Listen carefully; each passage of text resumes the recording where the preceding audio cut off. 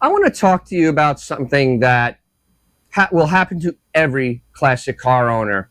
And the reason most guys don't see it coming because it fails slowly over time, quietly, and usually at the worst moment possible. The number one reason classic cars get stranded is not carburetor, it's not the timing, it's not a bad tank of gas, it's the electrical system. Specifically, the problems that are already there building for months before they actually show themselves. And here's what makes it worse. When most classic guys get stranded, they start messing around with the carburetor, the coil, the cap, the rotor. Sometimes they fix it, the car runs fine for a while, and they think they got it. And then it happens again because they never actually solve the problem. So today I'm going to walk you through 5 electrical problems that you're most likely going to have on your classic car. And a couple are MoPar specific. And they're going to leave you sitting on the side of the road. What are they? And how to catch them before they actually catch you, and exactly what you should have on your shelf right now. Now, I want to be upfront about something. I'm not an electrical engineer. I didn't go to school for this. But what I am is a guy that's been diagnosing, chasing, and occasionally cursing at my electrical system on classic MoPars for a very long time. And my personal education came a very hard way. My 72 Charger taught me more about classic car electrical problems than any book ever could. That car has had every symptom I'm about to describe at different times and in different combinations. And every time I went looking for the cause, I found the same basic types of failures. Here's the thing. Classic car electrical problems never show up when you expect. And you don't get a warning light most of the time. You don't get a code. What you get is a car that runs fine, then it doesn't, and then it does again. And you're standing around the garage, scratching your head, going, what changed? Nothing's changed. Something is failing slow and you just haven't caught it yet. And in 2026, with no electrical components getting genuinely hard to find, and I don't know if you'd really want them anyway, and reproduction quality being what it is, catching this stuff before it fails outright is not just about convenience anymore. For some of these parts, it's the difference between you being able to get what you need and spending 6 months chasing parts. Drop a comment below if you had an electrical gremlin on your classic and it took forever to track down. I generally want to know because I know I'm not the only one that's been there. Okay, let's get to it. Let's break down the 5 problems. Not every car is going to have all 5, but I can almost guarantee that you're at least going to have, every classic car driven right now has at least one of them starting to manifest itself somewhere. Problem number 1 is bad grounds. Here's the thing. Bad grounds are responsible for more mysterious electrical problems on classic cars than anything else. More than bad components, more than bad wiring, more than a weak coil. Bad grounds. And the reason is the guys don't catch it because a bad ground doesn't kill the car outright. Well, not at first. What it does is create resistance in a circuit. The car starts, runs okay, maybe it runs a little rough, the lights work mostly. Oh, Chrysler, that's all the time. And then you think everything is fine until, well, it isn't. Now, classic MoPars have 3 grounds, or should have 3 grounds. First, you have the ground from the negative cable to the engine block. Everybody sees this one, but this one is sneaky because you have vibration from the engine, you get moisture. It can have corrosion that you can't see. The second one is also off that line. It is actually from the negative from the cable and the block to the actual body. And usually it's just somewhere near the battery. And the last one, a lot of MoPar guys don't even realize they have this, is there should be a ground from the block to the actual body on the back of the engine to help make sure the firewall is grounded through the engine from the negative cable. When those grounds get corroded or loose, the voltage starts dropping across the entire circuit. Voltage drops cause weird symptoms like lights flickering at idle, gauges that read off, a starter that cranks really slow even though the battery is fine, and an engine that runs rough under load. But it's okay at cruise. You know what the fix is, and it's generally the cheapest repair you're ever going to have in your old car. Clean the connections down to bare metal. If there's any corrosion at all, if it looks green, if there's junk on it, clean it down with a wire brush. Clean the area where it's supposed to be contacted also. Coat it with dielectric grease, reinstall it, and torque it down properly. Don't go ham on it. Make it as tight as it should be. It takes you 20 minutes, and for some guys, that 20 minutes is the difference between the car that runs like it should and a car that will drive you insane for 2 years. So problem number 2 is truly MoPar specific. It is this thing, the ballast resistor. And if you have a classic MoPar product with an electronic ignition or even points, because they use this on both, and this covers everything from the early 60s way up until they went to the lean burn, you have a ballast resistor on your firewall. It's a little ceramic block. It has 2 sides that have different resistance. And originally, you had one for start and one for run. But now, most modern electronic boxes just use, I believe, the bottom one, which is the lower resistance one, to actually make it run. Yeah, it protects your electronic ignition from getting 12 volts and getting completely fried. It also limits the power to your coil. Here's what happens when it fails. It gets super hot. I mean, they're hot anyway. When it just burns up. What happens, you'll see the coatings on the back will crack, and it will actually you'll see bare wire that's broken in half. You know, there's no warning. Car will start and then just stop immediately. That is how you know you have a bad ballast resistor. Car running fine, then nothing. So, okay, I'm gonna stop here for a second. Drop a comment right now. Tell me what electrical symptoms your classic car that you've never been able to diagnose and fully explain. The flickering light, the gauge that reads wrong, the car that dies for no apparent reason, then starts again like nothing actually happened. Drop it below. I read every one of them, and I'm willing to bet the answer is somewhere in what we're talking about. Now, here's the thing about this part. It's not expensive. You can still get replacement parts for under 20 bucks at almost all part stores. But if your car stops in the middle of August on a Saturday in a town you've never been in, you want to have one of these in your glove box or in a little tool kit in your trunk. Not on order, in the glove box. I carry one in my charger all the time. It's been in there for years. It weighs almost nothing. It takes up absolutely no space. And if I ever need it, I'll be back on the road in 10 minutes. Of course, you could also use a paper clip and get 50 miles out of it. But I did a video on it here, I believe. Buy it, put it in a car, and thank me later. Now, problem number 3 is the voltage regulator. These are fun on Christ, because this one is not different, because it doesn't just leave you stranded. It'll leave you stranded and do a bunch of damage before it finally dies. A failing voltage regulator in a classic car starts overcharging the system.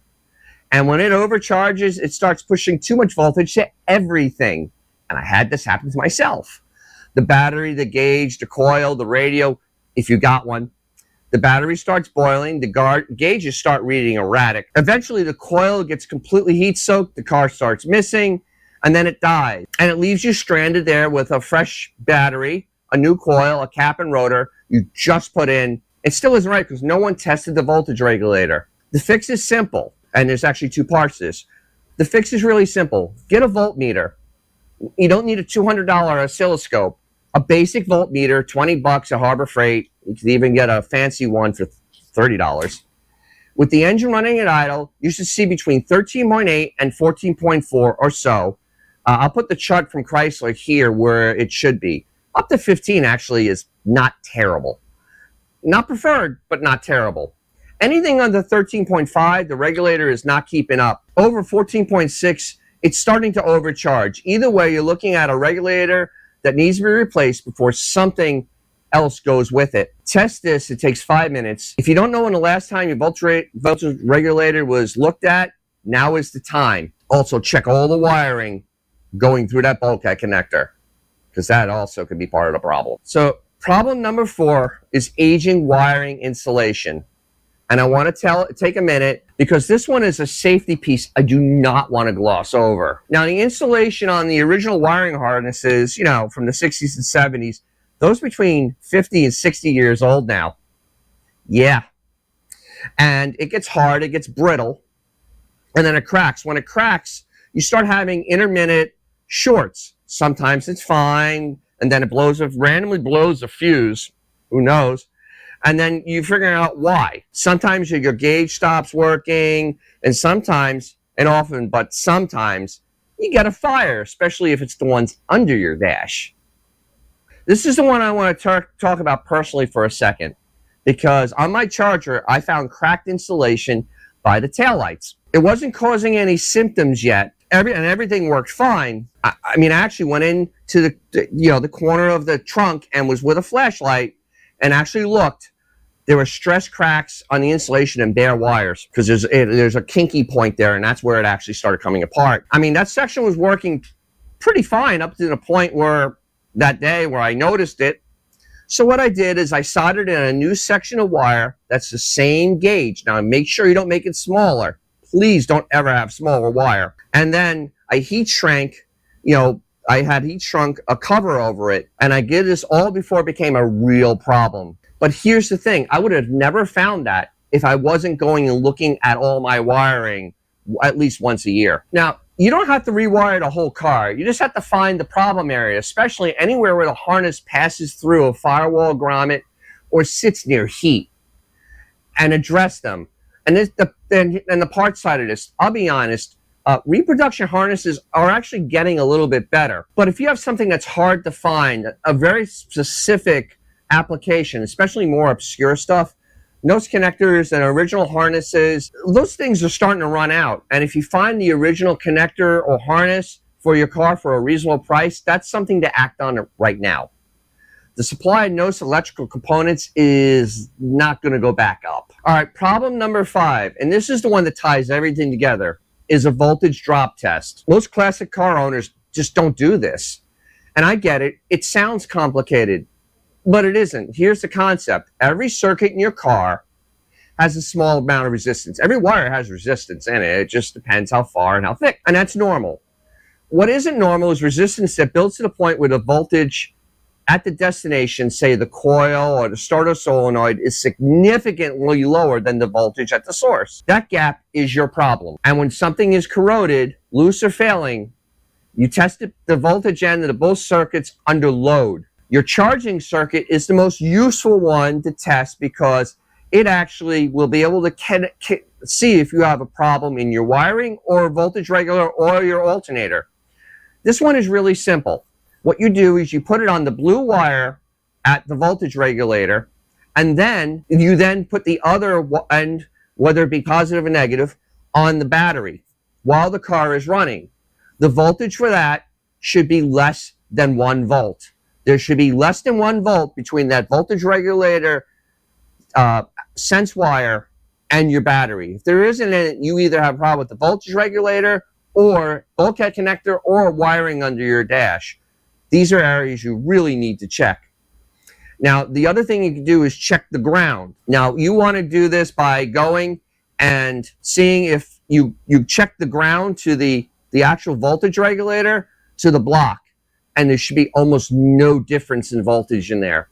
It should be identical. When this one test is done right, you'll find bad grounds, corroded connections, and failing wiring that is causing you to run like it's on its last legs, even if everything looks fine on the surface.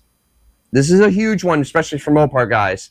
Huge. All right, let me put this together for you, because here's the thing. None of this is advanced. If you've been owning your cars for 20, 30 years, this is just stuff you should be doing out of habit and just checking it automatically. This is kind of important, and you really, as we're getting into driving season, here are your 5 points, and I'm putting on the screen now. Screenshot them. Number 1, grounds. Clean all 3, battery negative to block to body, and body grounds to the strap. Do those. Do those once a year. Bare metal, dielectric grease, torqued properly. Most common electrical problems on classic cars cost almost nothing to fix. Number 2, your ballast resistor. On all MoPar cars, especially electronic ignition ones, under 20 bucks, get a spare, keep it in the glove box. Don't wait till you need it. Number 3, the voltage regulator. Voltmeter, engine running at idle. You want 13.8, upper 14s is fine. If it's outside that range, fix it before it takes your coil, your battery with it. Number 4, wiring insulation. Walk the harness once a season Focus on grommets, connectors, and anything near heat. Repair with proper heat shrink and correct gauge wiring. Don't ignore something to wait for a symptom to happen. And number 5, the voltage drop test. Your charging circuit, ground circuit under load with basic voltmeter, more than a volt to drop and you got resistance. Find it, fix it before you're on the side of the road. Look, the classic car guys who get stranded almost always were the ones who are reacting. The ones who are still driving their car the whole season started checking their car at the beginning of the season. That's the whole game right there. If you got something with this, drop a like for the video. Give it a big thumbs up. If it generally helps and you know somebody with a classic car, send it to them. Share it, please. Electrical problems are the kind of things that sneak up on you, and nobody talks about the prevention when they are already stranded on the side of the road somewhere. This is worth knowing before it happens. Drop a comment below. Tell me your worst electrical gremlin story. Tell me which one of these 5 things you're checking most often in the comments, because I read every last one of them. Hit subscribe if you haven't already. We do this at least every week. And if you have something fun or something cool, take it out, because you'll make someone's day, and it'll probably be your own. And I'll catch you very soon.